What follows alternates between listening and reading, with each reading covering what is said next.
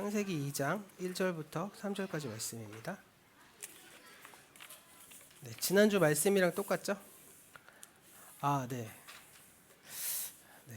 창세기 2장 1절부터 3절 말씀. 우리 한 목소리를 읽어볼게요. 자, 시작. 하나님은 하늘과 땅과 그 가운데 있는 모든 것을 다 이루셨다. 하나님은 하시던 날을 여태까지 마치시고 이렛날에는 하시던 모든 일에서 손을 떼고 쉬셨다. 이렛날에 하나님이 창조하시던 모든 일에서 손을 떼고 쉬었으므로 하나님은 그날을 복되게 하시고 거룩하게 하셨다. 아멘. 네, 오늘 말씀을 하기 위해서 이렇게 배경으로 이렇게 알아두셔야 될 내용이 한 가지 있는데 그 내용을 조금 설명드리면서 말씀을 진행할게요. 우리가 구약의 말씀, 특별히 창세기의 말씀을 이렇게 읽으시면서 꼭 기억해야 될 아주 중요한 상식이 한 가지 있습니다. 뭐냐면 이 구약의 말씀과 창세기의 말씀은 바벨론 포로기에 쓰여졌던 말씀이라는 거예요. 예, 바벨론 포로기에 저술되거나 편찬됐거나 혹은 정리된 말씀이 남아서 구약 성경이 됐고요. 유대인의 말씀이 됐습니다. 그런데 요즘 우리의 상황에 이렇게 비추어서 보면 유대인에게 이 바벨론 포로기의 상황은요. 왜요? 네, 바벨론 포로기의 상황은 어떻게 보면 우리 지금 한국 교회가 가지고 있는 이 상황 속에서 좀 시사하는 바가 되게 큰데 그 이유는 뭐냐면 바벨론 포로기의 유대인들이 가지고 있었던 이 신앙적인 위기를 잘 돌파해서 그 돌파하는 것을 통해서 이 유대교가 새로운 어떤 그 이제 파트 2, 그러니까 새로운 전환점을 만들어낸 것처럼 한국 교회도 이러한 상황이 되지 않았을까라는 생각을 좀 해보게 됐어요. 예, 어떻게 보면 이 코로나 팬데믹으로 인해서 한국 교회가 패러다임이 좀 전환돼야 될 시점이 좀 온 것 같고 신앙의 지평도 좀 넓어져야 되는데 이 유대교가 이 바벨론 포로기에 이 과정을 통해서 이거를 이제 이겨냈다는 거죠. 주전 6세기에 남왕국 유다의 멸망과 이 바벨론 포로기 생활이요 이스라엘의 민족의 신앙의 생존을 아주 위협하는 큰 위기였습니다. 근데 유대인들은 그것을 오히려 계기로 삼아서 신앙의 지평을 넓히고요 패러다임 전환에 성공했다는 거죠. 그 간단히 정리만 해보면 두 가지 부분에서의 그 변화가 일어났는데 하나는 바벨론을 비롯해서 주변 세계에서 밀려오는 그 지혜의 물결을 잘 성공적으로 받아들여요. 그러니까 쉽게 말하면 당시 바벨론 포로기만 해도 아주 배타적인 종교거든요. 그리고 기독교가 되게 배타적인 종교라고 욕 많이 먹잖아요. 그런 거랑 되게 비슷한 상황이었는데 우물 안의 개구리 마냥 다른 종교, 다른 문학, 다른 지혜, 다른 사상에 대해서 전혀 이렇게 받아들이지 않고 있다가 이 바벨론 포로기가 되면서 이걸 이제 그것을 받아들여서 신앙의 통합을 이뤄냅니다. 그래서 구약 성경의 이 지혜 문학과 지혜 전통, 지혜 전승 이런 것들을 이제 받아들이기 시작하는데요. 이 사고가 어떻게 바뀌었냐면 유대인 중심의 사고에서 신앙의 지평이 이렇게 넓어져서 결국에는 하나님이 유대인만 구원하시는 분이 아니라 온 우주 만물을 구원하시는 분이라고 정의하는 데까지 사고의 확장이 생겨지기 시작했어요.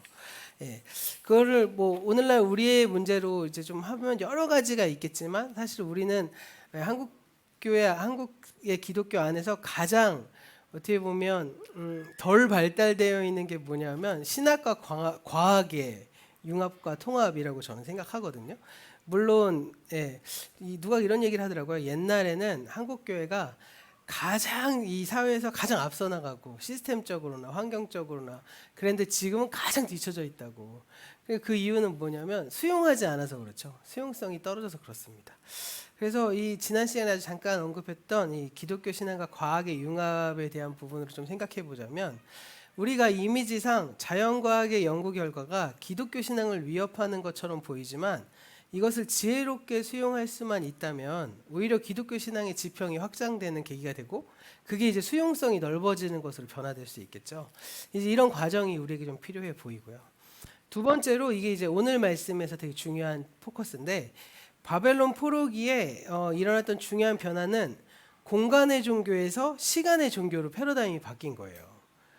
구약 성경을 가만히 보시면 그러니까 이 유대교 있죠. 이 유대교라는 종교는 무슨 종교죠? 뭐 중심의 종교죠? 성전 중심의 종교잖아요.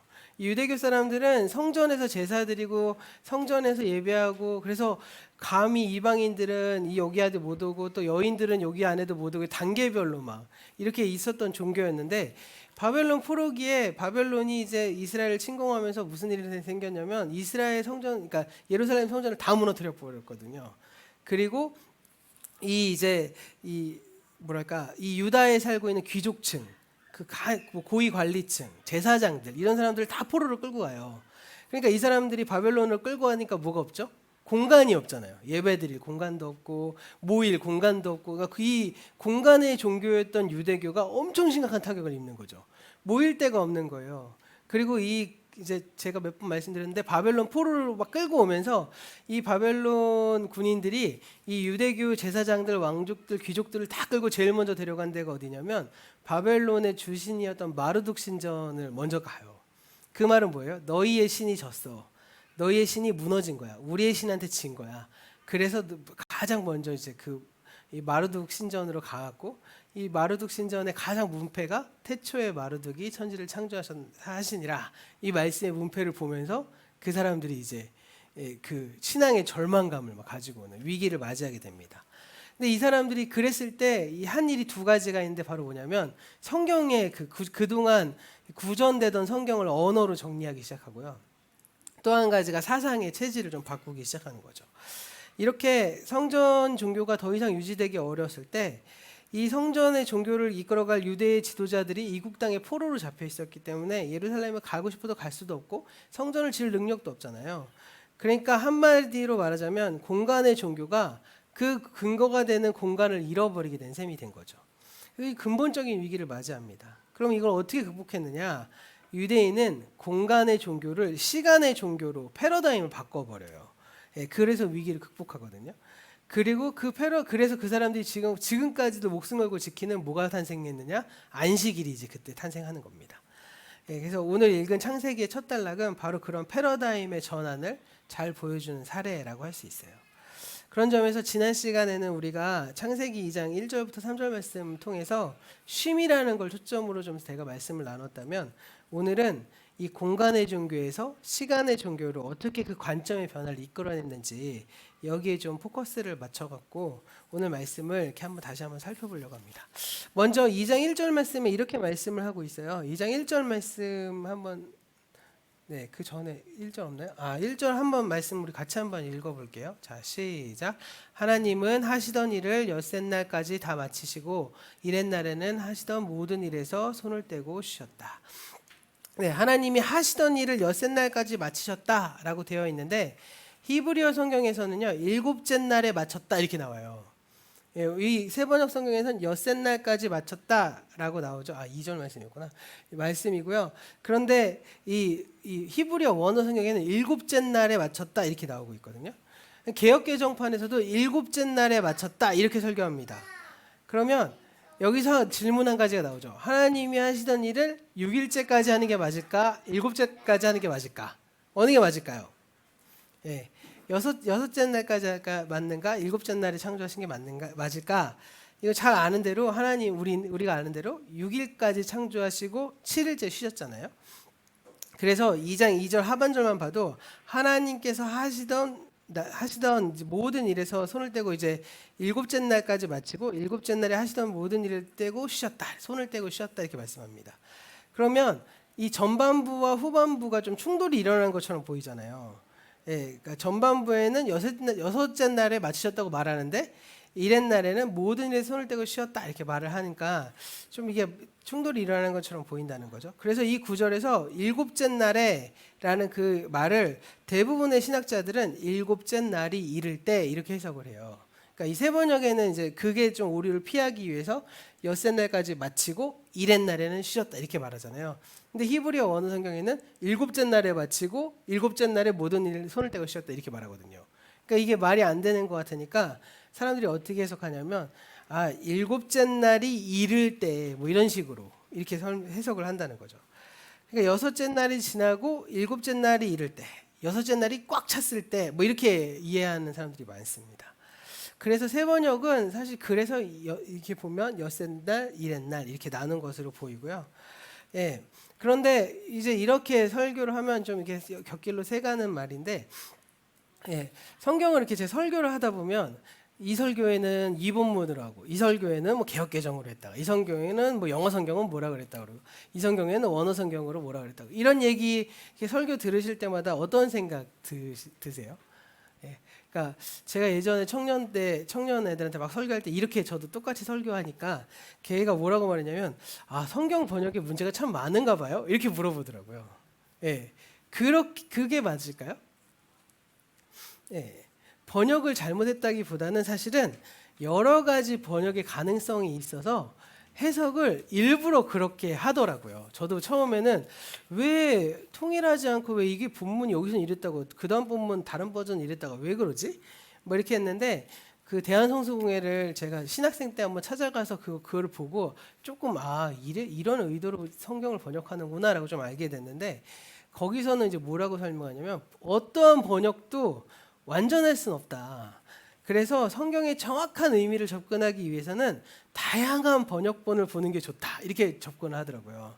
그래서 새 번역 다르고 개역 개정 다르고 개역 다르고 뭐 이렇게 해석하는 거, 이런 거를 하나의 완전 무결한 성경의 경전을 만든다고 생각하지 않고 다양한 각도로 보는 자료 같은 참고서적인 어떤 의미, 이렇게 해석을 하더라고요. 그래갖고 가급적 여러 가지 방향을 제시하는 방향으로 이제 설교를 이제 한다고 해요. 요즘에 대한성서공회에서 새한글 성경이라고 좀 번역하고 있거든요. 새한글 성경, 이제 곧 나올 것 같은데, 이 새한글 성경은 어떤 성경이냐면, 기존의 해석이 A가 있고 B가 있잖아요. 그럼 A가 있고 B가 있으면 A, B를 다 안 다루고 C를 다뤄요. C 해석을 또 성경을 번역해요. 그래서 왜 그렇게 하냐면, 다양한 번역본을 보면서 가급적 이 본문이 말하고자 하는 의미를 조금 알아가기 편하게 만드는 과정으로 새한글 성경을 좀 만들고 있다, 이렇게 과정을 설명하더라고요. 근데 사실은 이것도 기독교의 어떤 패러다임이 많이 바뀌어서 지금 이렇게 대놓고 이렇게 얘기하지, 한 20년 전에 막 이렇게 했으면 이제 뭐 보수 교단에서 난리 났을 거예요. 뭐 정신 나갔냐고 막 이러면서 막 이렇게 했을 건데, 이제는 뭐 그 정도는 다 수용하는 개념이니까. 심지어는 왜 영어 성경 같은 경우에는 아예 의역이 된, 지금 우리가 뭐 보고 있는 메시지는 사실은 성경이라고 우리가 이렇게 봐주진 않지만, 미국에는 더 심한 것도 있어요. 성경이라고 해놓고 아예 막 선한 사마리아인 비유를 어떤 식으로 해놓냐면, 어떤 한 흑인이 막 이렇게 얘기해요. 예수님이 말씀하셨다. 어떤 한 흑인이 고속도로를 지나가다가 백인 강도한테 뭐 이런 식으로 이렇게 막 아예 그렇게 해석해 놓는 버전도 있더라고요. 그러니까 아예 이제 미국 같은 데서는 이 전통이 오래되다 보니까 엄청 다양한 성경의 번역본이 있는 거죠. 저희는 이제야 뭐 공동 번역, 새 번역, 개역 버전 이세 가지밖에 없지만, 이제 새 한글 성경이 나오면 이제 네 가지가 될 것 같아요. 예. 그래서 어떻게 보면 가급적이면 다양한 버전으로 원래 의미를 파악하기 쉽게 만들게 하는 게 성경의 취지인 거죠. 그러지 않으면 사실은 성경이라는 게 왜 이슬람이 믿는 꾸란과 같이 돼서 절대 건드리지 않는 어떤 경전화되는 거를 좀 이렇게 뭐랄까 반대하는. 그래서 요즘에는 성경이라고도 안 하고 성서라고 하잖아요. 성경은 그러니까 거룩한 책이지 거룩한 경전은 아니다, 뭐 이렇게까지 얘기하는 이유가 여기 있는 겁니다. 예, 그래서 이제 뭐 이런 곁길로 샜는데, 다시 오늘 말씀인 히브리어, 오늘은 히브리어 원문으로 좀 돌아가서 설명을 하려고 그래요. 히브리어 성경은 직역하면 일곱째 날에 하나님께서 창조를 마치셨다, 이렇게 기록하고 있거든요. 예, 사실 하나님이 일곱째 날에는 아무 일도 안 하고 쉬셨잖아요. 그런데 왜 창세기는 하나님께서 천지 창조를 하시고 마치신 날이 일곱째라고 굳이 특정을 할까? 이제 우리가 이거에 좀 포커스를 맞추자는 거죠. 그 이유는 가장 중요한 창조가 일곱째 날에 이루어졌기 때문이라고 말해요. 그 사람들은. 뭐죠? 그럼 일곱째 날에 뭐가 창조됐을까요? 거룩한 시간, 거룩한 날이 창조됐기 때문이다, 이런 거죠. 그래서 창세기 2장 3절 말씀 이렇게 말해요. 2장 3절 말씀 한번 좀 띄워주시겠어요? 네, 2장 3절 말씀 한번 읽어. 그 다음 장 넘기면 없어? 화면 안 나와요? 네, 2장 3절 한번 읽어볼게요. 시작. 이튿날에 하나님이 창조하시던 모든 일에서 손을 떼고 쉬셨으므로 하나님은 그날을 복되게 하시고 거룩하게 하셨다. 하나님께서 일곱째 날을 복되게 하시고 거룩하게 하셨다 이렇게 나오잖아요. 그러니까 거룩한 날을 창조하신 거죠. 사실 이게 바로 하나님의 마지막 창조 행위라고 할 수 있고요. 그리고 더 나아가서 조금 더 이렇게 해석을 하자면 이게 창조의 목적이라고도 볼 수 있겠죠. 완벽한 창조 이후에 완벽한 나를 만드는.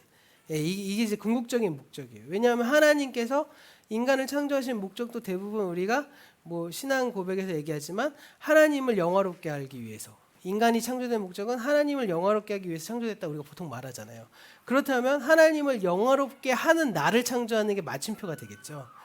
그러니까 창조 이야기를 통해서 궁극적으로 이루고자 하고 있는 어떤 목적, 근본적인 뜻 이게 무엇이냐라고 했을 때 창조의 이야기에서 가장 핵심은 거룩한 시간의 창조까지 가야 된다는 거죠. 그러니까 다시 오늘 말씀으로 돌아가서 바벨론 포로기 이전의 유대인의 종교는 거룩한 공간의 종교였어요.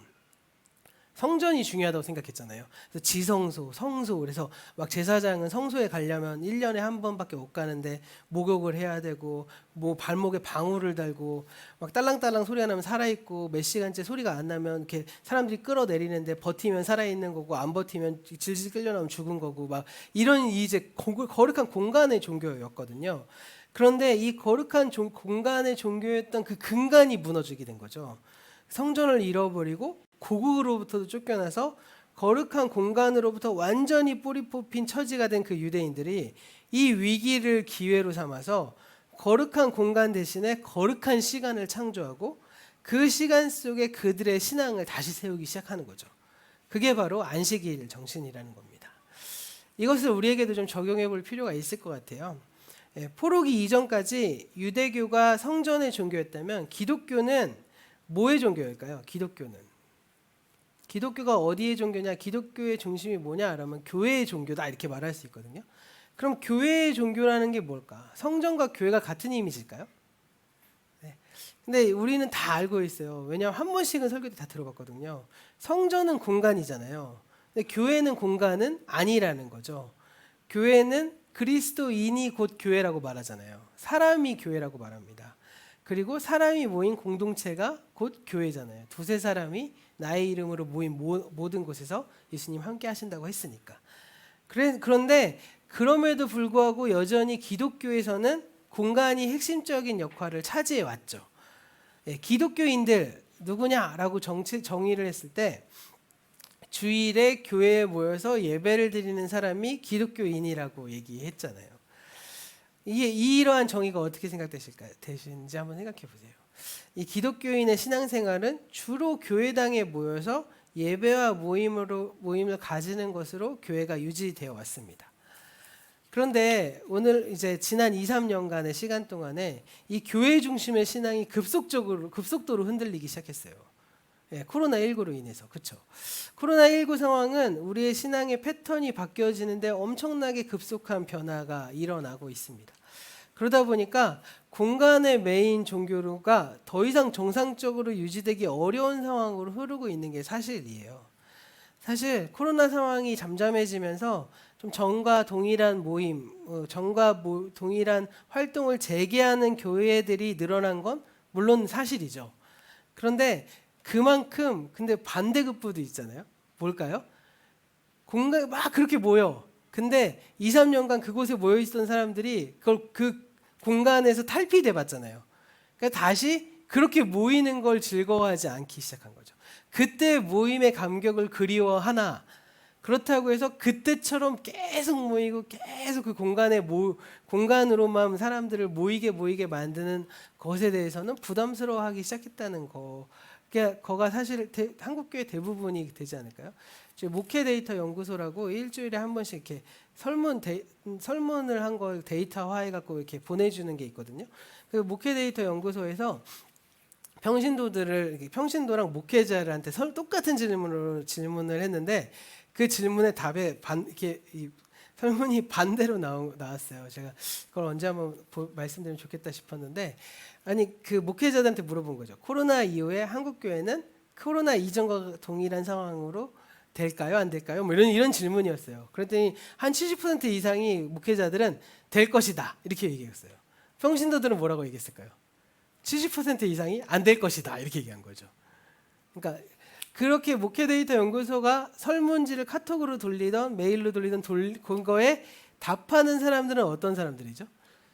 정치도 마찬가지잖아요. 여론조사 열심히 받는 사람들은 뭐예요? 정치 고관여층이라고 하잖아요. 그런데 굳이 아닌 사람은 이렇게 딱 하면 끊잖아요. 예, 근데 그 목회 데이터 연구소에서 설문을 받는 평신도들은 뭐라고 유추해 볼 수 있냐면, 그냥 뭐 심심해서 했다기보다는 신앙 고관여층들일 거 아니에요. 그분들이 전과 같지 않을 것이라고 70%로 답했다는 건 뭔가 의미심장한 거죠. 나도 그 모임 가긴 할 거야. 나도 그리워. 그런데 2년 전처럼 월화수목 금금금금으로 가냐? 그거는 싫어. 이렇게 지금 대답하고 있는 것 아닐까요? 그러니까 어떻게 보면 그동안 뭐 주일 성수를 막 생명처럼 여기고 있는 분들, 뭐 예배 시간을 생명처럼 여기고 있는 분들이 이 비대면으로 진행되어 온 신앙생활 속에 적응되시기도 하셨고, 또 편해지시기도 했고, 그러니까 이제 주일 성수를 막 예배를 막 지키는 걸 최고의 덕목으로 여기지 않게 되는 상황이 벌어지게 된 것이죠. 그래서 결국에 교회는 공간의 위기에까지 당면하기 시작하잖아요. 저는 어떻게 보면 코로나 이전에 교회 건축을 했던 교회들이 엄청 타격이 심할 것 같거든요. 그 옛날에는 그 매주일 있는 헌금으로 그걸 갚아 나갈 수 있었다면 과연 될까? 뭐 이런 생각이 들 정도로. 예. 이런 위기 속에서 우리가 다시 구약 성경의 지혜로부터 새로운 길을 모색하지 않으면, 계속 그 예전의 모습을 계속 고수하고 있으면 다시 이제 서서히 이제 죽어가고, 그런, 왜 교인들은 아마 그러니까 목회자는 그럴 거죠. 왜 예전하고 똑같은데 왜 그거에 만족하지 못할까? 뭐 이런 생각을 하실 거고, 또 성도들은 반대로 왜 또 똑같이 계속 그렇게 힘들게 하나? 뭐 이런 얘기들이 계속 나오지 않을까 싶어요. 그러니까 새로운 길의 전환이 좀 시작돼야 되지 않을까 싶습니다. 그랬을 때 우리가 거룩한 시간을 창조하면서 공간의 제약을 극복했던 이 유대인들의 모습을 좀 배울 필요가 있다는 거죠. 코로나19가 엄청난 확산세를 보이고 있을 때 한국 교회는 온라인 예배라는 플랫폼을 만들어서 해결했어요. 예, 사실 온라인 예배에 대해서 부정적이었던 분들 엄청 많았거든요, 목회자들 중에. 근데 나중에 거의 90% 이상, 그러니까 그 할 능력이 없어서 못하신 나이가 많으신 목사님들의 뭐 개척교회라든지 이런 교회를 제외하고는 대부분의 교회가 온라인 예배를 드렸고요. 대부분의 교회가 막 유튜브를 해갖고, 왜 우회하는 방법 있잖아요. 원래 실시간 방송 구독자 1000명 이상 돼야지만 할 수 있는 거 아시죠? 근데 그거 아닌데 다시 시간 예배 드려요. 이렇게 우회를 해갖고. 그래서 어떻게 보면 이 대부분의 교회가 온라인 예배를 통해서 거룩한 시간을 창조하는 매개가 됐습니다. 좋아서 했다기보다는 어떻게 됐겠죠? 비록 우리도 한 곳에 모이지 못했지만 온라인 예배를 통해서 거룩한 시간을 창조하고 그 시간을 공유하면서 신앙 공동체가 이렇게 유지될 수 있었던 것 같아요. 이렇게 교회가 온라인 예배라는 새로운 방식을 통해서 신앙의 지평의 확장을 경험했다는 거죠. 그러면 여기서 생겨나는 질문과 문제점이 또 발생됩니다. 지난 2년 동안 온라인 예배를 통해서 거룩한 시간을 창조하는 일에 나는 성공했는가? 예, 플랫폼이라는 게 만들어졌는데 그 안에서 그 예배 구성원인 뭐 저를 비롯한 우리 모두가 그럼 그 시간을 거룩한 시간으로 만드는데 내가 성공했을까를 한번 생각해 보셔야 된다는 거예요. 예, 온라인 예배를 통해서 매주일 잊지 않고 예배 자리를 나아갔는가? 예, 중계 영상을 통해 온 마음을 다해서 찬양하고 예배드리고 하나님을 만났는가? 비록 한 곳에 모이지 못했지라도 예배를 통해서 우리의 공동체 하나됨을 우리는 경험하고 있었는가? 뭐 이런 질문들을 우리가 할 수 있게 되는 거죠. 예, 근데 이 말씀 들으시면서 혹시나 뭐 너무 찔리거나 막 율법적으로 자책하실 필요는 없을 것 같아요. 왜냐하면 이게 다들 쓰나미처럼 처음 겪는 일이라 어떻게 해야 될지도 모른 채 허겁지겁 갑자기 시작됐기 때문이었겠죠. 그러다 보니까 온라인 예배가 우리 신앙의 확장에 어떻게 기여했는지, 교회 패러다임 전환에 어떻게 성공했는지, 뭐 이런 것들을 정리하지도 못하고 숙고하지도 못하고 진행됐기 때문에 당연히 어떤 자세로 임해야 되고 어떻게 해야 될지에 대해서 우리가 정의하지 못한 채로 이 일들이 막 진행됐습니다.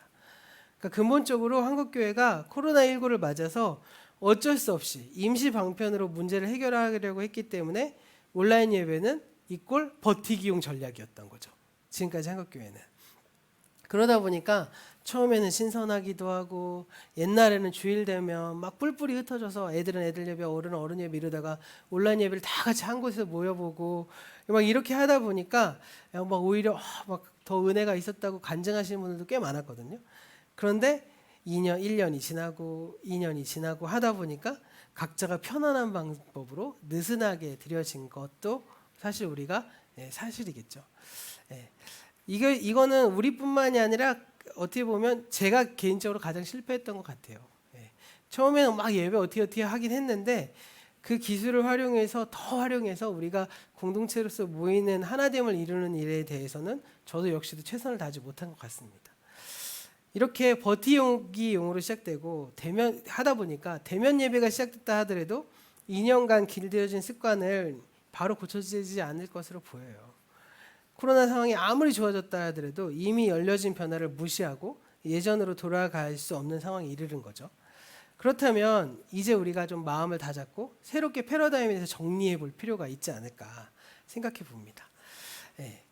우리가 어떤 공간에 있는지 지금까지의 시행착오를 벗어나서 참된 예배를 좀 고민하고 우리가 할 수 있는 최선을 다해서 우리 가족들 하나하나가 스스로 예배를 회복하는 일에 공동체가 하나 되는 일에 이제 우리가 초점을 맞추고 세워가는 일을 이제 시작해야 되지 않을까 생각해 봅니다.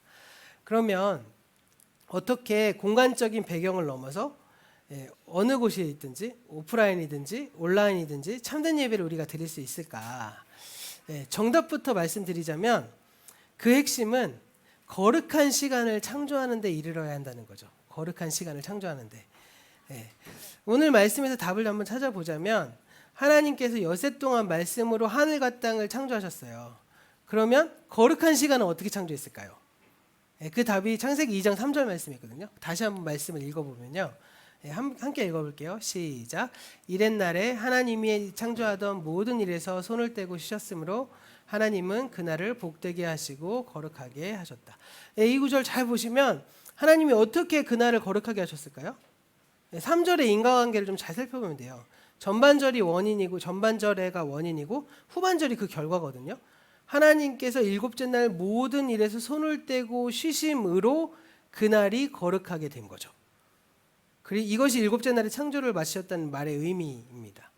그러니까 일곱째 날 하나님은 모든 일에서 손을 떼고 아무 일도 안 하셨는데 왜 일곱째 날의 창조를 마치셨다고 했을까?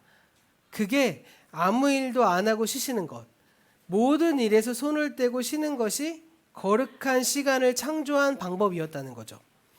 그러니까 하나님의 쉬심이 일곱째 날 마지막 창조 행위였다는 겁니다. 그런 점에서 우리가 포커스를 맞춰서 예배를 통해서 거룩한 시간을 창조하는 방법의 핵심이 무엇일까? 모든 일에 손을 떼고 쉬는 거죠. 모든 일에서. 세 번역에서 손을 뗀다는 말의 의미는 의역입니다. 하지만 이 구절을 이해하는 데는 도움이 될 수 있을 것 같아요. 우리가 손을 뗐다라고 말할 때는 이 말을 국어사전으로 찾아보니까 제유법이라고 해요. 제유법. 제유법은 사물의 일부분을 전체를 표현하는 것으로 쓰는 수사법이라고 해요. 그러니까 예를 들어서 어떤 사람이 사업을 하다가 그만두면서 뭐라고 하냐면 나 이 일에 손 뗐어. 이렇게 말을 하는 거죠. 그러면 손만 떼는 게 아니라 눈도 떼고 관심도 떼고 다 떼는 걸 의미하잖아요. 그러니까 일체 관심을 걷어내는 거를 손을 뗐다고 우리가 표현하는 겁니다.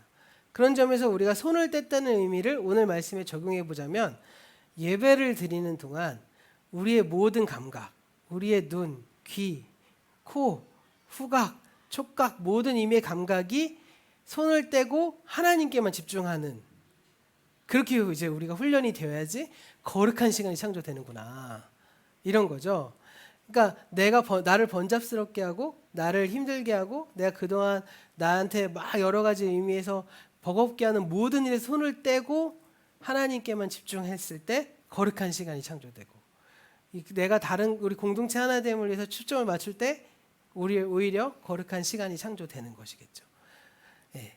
지난 코로나 상황으로 시작된 온라인 예배를 드리면서 만일 우리가 그 예배를 예배답게 드리지 못했거나 혹은 우리가 이제 코로나 끝나고 지금 예배가 한 2달 정도 돼 가더라고요.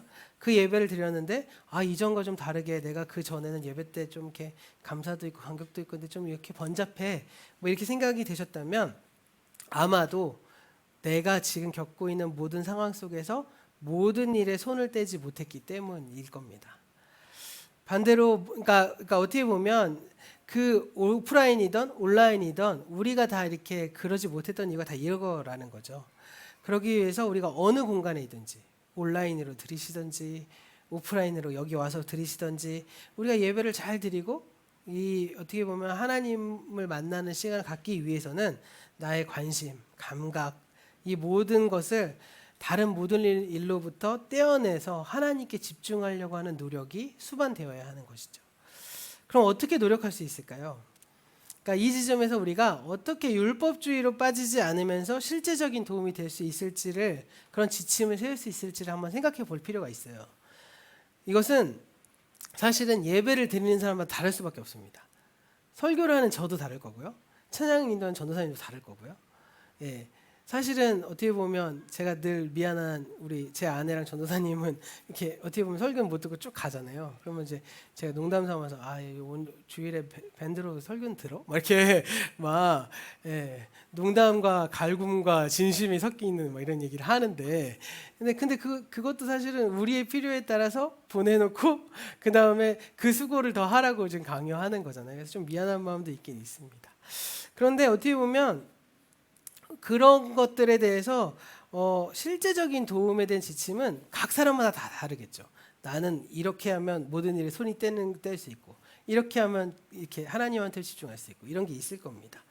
근데 한 가지 기준은 세울 수 있을 것 같아요. 무엇이냐면요. 귀찮게 느껴지는 일을 하는 거죠. 네, 귀찮게 느껴지는 일. 귀찮음이란 무엇일까요? 귀찮음이란 이전 상태에 머물고자 하는 심리적인 관성을 귀찮음이라고 한대요. 그러니까 더 이상 앞으로 나가지 않고 딱 멈춰서고 싶어하는 모습. 이전으로 돌아가고 싶어하는 관성. 이게 이제 귀찮음이라고 하더라고요. 그러니까 모든 일에 손을 떼어야 되는데 손 떼기 싫어하는 거죠.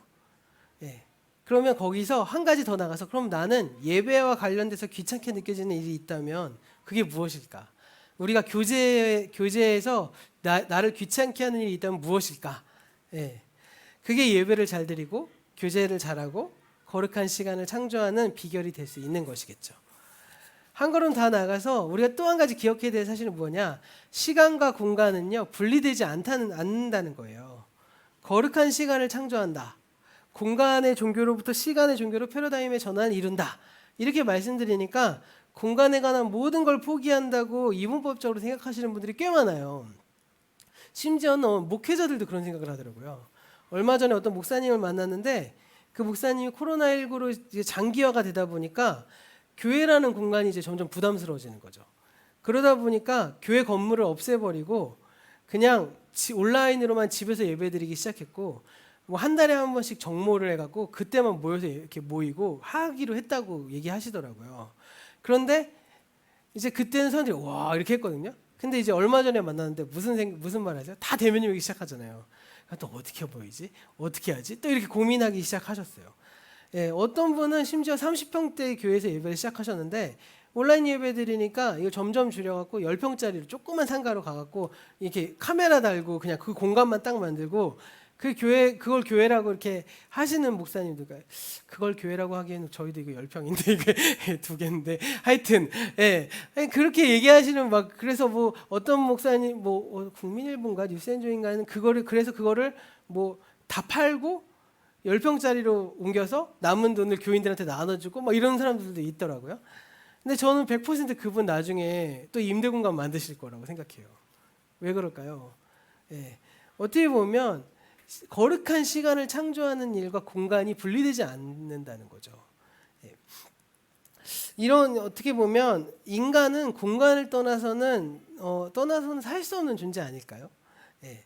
저희도 요즘에 이제 막 지난주에 갑자기 또 목요일날 비상 걸려갖고 막 힘들었는데 갑자기 주택공사에서 전화 와서 이 서류를 해갖고 다시 보내주세요. 그 서류로 하면 60%밖에 안 돼요. 뭐 이렇게 막 얘기가 되더라고요. 그래서 이게 진짜 은행에 그냥 맡겨서 한 번에 해버리면 진짜 생각도 안 하고 그냥 했는데 이거 개인적으로 다 하려니까 너무 힘들긴 했어요.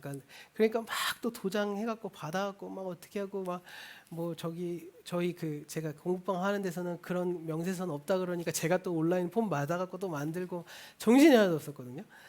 그런데 왜 그렇게 막 해갖고 할까요? 집이라는 공간이 주는 걸 무시할 수 없잖아요. 예, 제가 예전에 제 아내한테 우리 집 막 이사 다니기 너무 힘드니까 차라리 이거 사서 집으로 개조하자 그랬다가 진짜 거의 살인 날 뻔했거든요. 장난하냐고 막 그랬거든요. 그러니까 인간은 그런 존재잖아요. 사실 패러다임을 전환한다고 해서 공간을 아예 무시해버리면 시간의 종교로서도 힘을 발휘하기 어려울 거예요. 말씀 좀 마무리할게요. 제가 지금 저희 교회에서 이제 저희는 유튜브를 안 하고 밴드로만 했잖아요. 사람들이 맨날 이렇게 물어봐요. 밴드로 안 하세요? 막 물어보더라고요. 그리고 요즘에 이제 갑작스럽게 막 저희 그 페이스북 페이지에 저희 EM교회 페이지에 막 참여하시는 분들이 엄청 많아졌어요. 그래서 뭐지 이래갖고 제가 신경도 안 쓰다가 너무 궁금해갖고 보니까 전도사님 설교를 그렇게 들어. 그래갖고 제가 이거는 전도사님의 어머니의 영향력인가 막 이렇게 혼자 생각하고 막 그랬거든요. 이 급속도로 전도사님의 설교가 딱 되면 설교식 이렇게 올라가, 피치가 이렇게 올라가. 그래서 약간 그런 속으로 이때 이거를 내가 열받아 하면 이건 나한테 교만하게 막 별의별 생각을 장난으로 많이 했는데 하여튼 이 온라인 그 유튜브로 송출을 안 하니까 막 질문을 받는데 제가 밴드로 드렸던 가장 결정적인 이유 중에 하나는 뭐였냐면 밴드는 이제 저나 전도사님만 알고 있는데 딱 클릭해서 들어가면 이 실시간 예배 방송에 몇 분이 몇 퍼센트 참여했는지가 쫙 나와요. 그렇다고 해서 감시하려고 한 건 아닙니다. 감시하려고 한 건 아니고요. 그냥 저한테 개인적으로 이걸로 하면 좋겠다는 게 뭐냐면 제가 우리 교우들의 어떻게 보면 그 예배의 어떤 그 프로테지를 보면서 건강성을 체크할 수 있겠다는 생각이 들더라고요. 그래갖고 유튜브는 그런 게 하나도 없어요. 그래서 밴드로 했었는데 제가 정말 감사드리는 것 중에 하나가 저희가 2년간 오프라인 그러니까 온라인 예배 드리면서 대부분의 경우가 80%에서 90% 이상씩 끝까지 참여하셨고 거의 10% 이런 거는 막 앞에 막 음악 나오고 뒤에 음악 나오고 막 이런 거잖아요. 그러니까 끝까지 거의 참석하셨고요. 대부분 빠지지 않고 예배 참석하셔갖고 진짜 놀랬거든요. 그래서 제가 어디 가도 막 저희 개척교회 막 얘기하면 제가 막 힘들어해갖고 막 엄청 막 이렇게 하면서 얘기하면 막 얼마나 힘든데 말해서 저희 교회 상황 얘기하면 막 부럽다고 사람들이 막 오히려 막 그런 얘기 막 듣고 살았는데 요 근래 이제 2달간 약간의 이상한 조짐이 발견되기 시작했는데 뭐였냐면 이제 오프라인 예배 들으시니까 그럼 이제 가끔 일이 있어서 온라인 예배 들으시는 분들도 있잖아요. 근데 그분들의 참여율이 갑자기 급속도로 떨어지기 시작하더라고요. 이렇게 모여서 예배를 드리니까 저도 이제 이 온라인 예배 신경을 보통 안 쓰게 되고 옛날에 막 끝나자마자 몇 번 봤는지 막 보고 막 그랬는데 요즘에는 그런 것도 잘 안 보게 되더라고요. 얼굴 보고 막 하니까. 그러니까 그래서 나도 그렇고 우리 모두가 또 이런 부분에서 좀 내가 이렇게 불가피하게 일이 있어서 온라인 예배를 참석한다고 했을 때 그 불가피한 일 속에서도 예배를 드리는 순간만큼은 거룩한 시간을 창조하는 일에는 실패하고 있었구나. 그리고 목회자인 저도 그런 분들에 대한 배려를 하지 않았구나라는 생각을 하게 됐습니다. 어떻게 보면 우리가 이렇게 어느 상황에서 예배를 드리던 어느 공간에서 드리던 거룩한 시간을 창조하는 일에는 좀 집중하시는 게 맞겠다 하는 생각을 해보게 됐어요. 그래서 어떻게 할까, 어떻게 조언을 드릴까 고민하다가 온라인으로 드리고 계시다면 일상에서 가정에서 그 공간을 좀 구별해 두시는 일을 좀 해보시면 좋겠다 하는 제안을 드립니다. 거룩한 시간을 좀 창조해 보시라는 거죠. 의도적으로 귀찮음을 이렇게 넘어서 예를 들어서 가정에서 주일에 온라인 예배를 드릴 때 공간을 정해 두시고 각자의 방식으로 그 예배 공간을 조성하는 지혜를 좀 발휘해 보시는 것도 좋을 것 같고요. 교회에 와서 들으신다면 이 공간적인 부분은 확보되셨으니까 이제 그 시간을 좀 거룩하게 하는데 손을 떼는 일에 좀 집중해 보셨으면 좋겠다 하는 생각이 듭니다. 이런 모습들은 지금까지 해오던 방식에서 벗어나서 귀찮음에서 한 걸음만 앞으로 나아가는 방법인 거죠. 예배를 아예 안 드렸다면 좀 드리도록 해보시고, 그리고 혹시 잠옷 차림으로 예배 드리셨다면 옷을 한번 입어보시고, 다른 일을 하면서 예배 드리셨던 분이 계시다면 그 일을 중지하시고 예배에 온전히 좀 집중해 보시고, 스마트폰으로 드리셨다면 이제는 좀 TV에 연결해 보시고, 그리고 예배를 집중하기 위해서 조금 더 도움을 받아보는 거죠. 장소에 전혀 신경을 쓰지 않고 막 운전하시면서 들으시고 뭐 하시던 분들, 뭐 산책하면서도 했던 분들은 조금 더 나은 예배 공간을 좀 조성해 보시는 노력도 해보시는 것도 좋을 것 같아요. 이것은 반대로 오프라인으로 참석하시는 분들도 마찬가지죠. 예배 순서 하나하나에 좀 집중하기 위해 애써주시고 귀찮음을 극복하면서 예배에 참여해보는 거죠. 사실 예배라는 건 하나님께 드리는 거잖아요. 근데 결국은 우리 자신을 위해 드리는 거거든요. 하나님이 예배를 기뻐하시지만, 예배를 받기에 합당하신 분이시지만, 그렇다고 해서 인간이 예배드리지 않고 예배드린다고 해서 그 거룩함이 점점 올라가시는 분이 아니세요. 이미 거룩한 분이신데, 우리 인간이 그 거룩한 하나님과 교제하기 위해서 예배를 드리는 거잖아요. 예배를 통해서 하나님과 친밀한 관계를 맺어가고, 우리 가족과 우리 교우와 교우 간에 친밀한 관계를 맺어가기 시작하면 우리의 삶에 임하시는 주님의 이끄심과 보살핌에 좀 더 가까이 경험해 보시지 않을까 생각됩니다. 우리가 예배뿐만 아니라 공동체를 위한 여러 가지 일들도 마찬가지인데요. 다 함께 지혜를 모아서 공간의 한계를 극복하고, 또 온라인으로도 혹은 또 이 공간 안에서라도 우리가 사람이 하나님께 좀 집중할 수 있는 그런 공동체성을 또 회복하고 성숙해 가는 그런 교회가 좀 되었으면 좋겠습니다. 그게 하나님께서 손을 떼고 쉬신 것에 대한 우리의 반응이라고 생각해요. 그런 점에서 우리가 신앙의 지평의 확장도 좀 수용성 넓게 이렇게 확장되시고, 패러다임의 전환을 통해서도 우리 교회가 그리스도의 몸으로 온전히 세워가기를 좀 간절히 소원해 봅니다.